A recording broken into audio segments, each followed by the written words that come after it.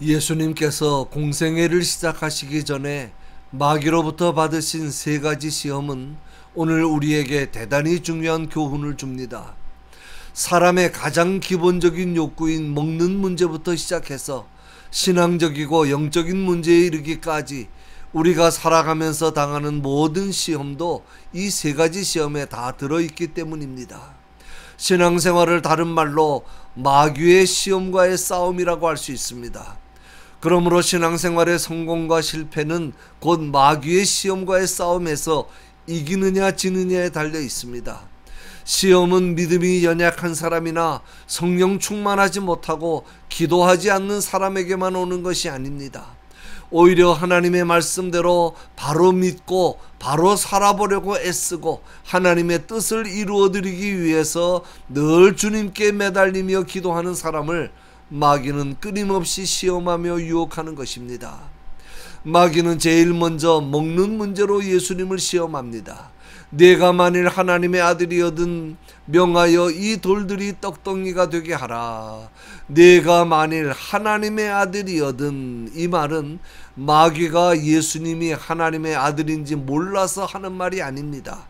하나님의 아들이기 때문에 할 수 있으니 하라는 말입니다. 사실 사람에게 먹는 문제보다 중요한 문제는 없습니다. 예수님도 우리처럼 육체와 함께 완전한 인성을 가지신 분입니다. 그리고 40일을 금식하셨습니다. 그런 예수님에게 왜 먹는 문제가 중요하지 않겠습니까? 그래서 마귀가 그렇게 시험하는 것입니다. 먹고 건강해야 일을 할 수 있지 않느냐? 너는 하나님의 아들이 아니냐? 그러니 그렇게 배고프게 있지 말고 돌로 떡을 만들어라.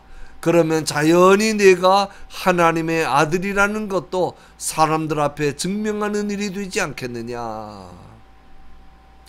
그러나 예수님은 마귀의 그 제안을 받아들일 수가 없습니다. 왜냐하면 이 시험은 인간의 기본적인 욕망인 먹는 문제를 이용해서 삶의 우선순위를 뒤바꿔 놓으려는 시험이기 때문입니다. 마귀는 예수님으로 하여금 먹는 문제, 즉 돈 문제, 경제 문제가 사람에게 있어서 가장 중요하고 시급한 문제라고 하는 것을 인정하도록 하기 위해서 이 시험을 한 것입니다. 예수님은 이 시험을 하나님의 말씀으로 물리치십니다. 기록되었으되 사람이 떡으로만 살 것이 아니요 하나님의 입으로 나오는 모든 말씀으로 살 것이라. 신명기 8장 3절을 인용하셨습니다. 너를 낮추시며 너로 줄이게 하시며 또 너도 알지 못하며 내 열조도 알지 못하던 만나를 내게 먹이신 것은 사람이 떡으로만 사는 것이 아니요 여호와의 입에서 나오는 모든 말씀으로 사는 줄을 너로 알게 하려 하심이니라. 그러므로 매일 만나를 먹으면서 무슨 생각을 해야 합니까? 우리는 이 만나보다 하나님의 말씀을 먹어야 살 수 있는 사람들이다 라는 것을 늘 생각해야만 했습니다. 그런데 이스라엘 백성들은 하나님께서 육신만을 위해서 만나를 주신 줄로 생각하고 그저 만나만 열심히 주워다 먹었습니다. 구약의 만나는 말씀으로 오신 예수님의 그림자입니다. 요한복음 6장에 보면 예수님께서 말씀하십니다. 너희 조상들은 광야에서 만나를 먹었어도 죽었거니와 나는 하늘에서 내려온 살아있는 생명의 떡이니라. 예수님께서 나를 위해 십자가에서 피 흘려 죽으셨다는 사실을 믿는 것이 생명의 떡, 즉 말씀으로 오신 예수 그리스도를 먹는 것입니다. 이 믿음을 가지는 것이 육적인 만나를 먹는 것보다 항상 앞서야 한다는 말씀입니다. 예수님께서 하나님의 말씀으로 물리치시자 이번에는 마귀도 하나님의 말씀으로 시험합니다. 예수님을 성전 높은 꼭대기에 세워놓고 내가 만일 하나님의 아들이거든 뛰어내리라.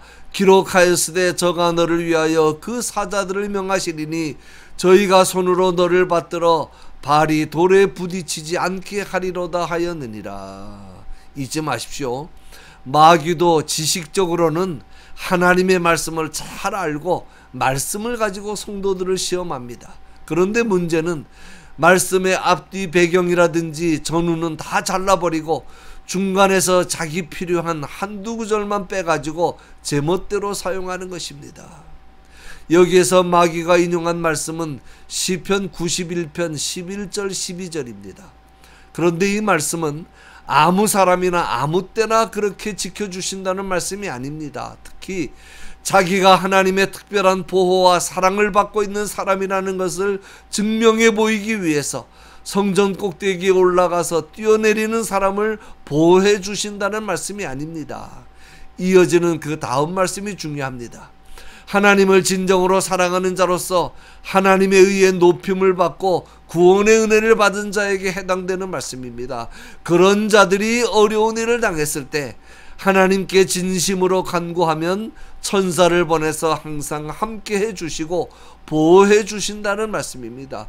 그런데 마귀는 사람들로 하여금 하나님의 말씀대로 살지도 않으면서 하나님이 나를 사랑하시니 항상 나와 함께 하시고 나를 지켜주실 것이라는 거짓 확신을 가지게 만드는 것입니다.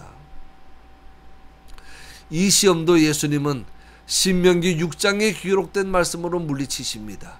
이스라엘 백성들이 가나안을 향해 가던 중에 르비딤이라는 곳에서 마실 물이 없다고 여호와께서 우리 중에 계신가 아닌가 하면서 의심하며 불평했습니다.